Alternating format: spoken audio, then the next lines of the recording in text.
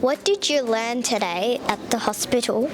Today I learned that what we can do is like change like stuff in the hospital, and like from the old hospital to the new one, it's going to be much different.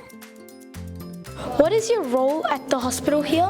I'm the redevelopment project director for this redevelopment at Sydney Children's Hospital. Do you have any ideas on what you're going to focus in the new hospital? Family, private rooms, single rooms for children, and making the places fun and unstressful as possible.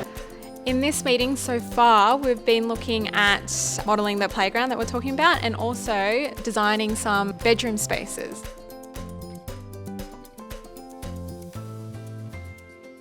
What did it feel like today watching all this stuff? It's been good. We're just in the middle of workshopping with all the adults and the Big Voices Committee, getting some ideas of what the new hospital could look like.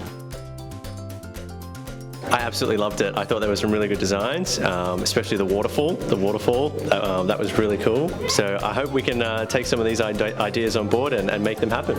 Sometimes the adults forget about the kids, and I think that's really important that you remind us about the kids and what the kids want. Wow, reporters!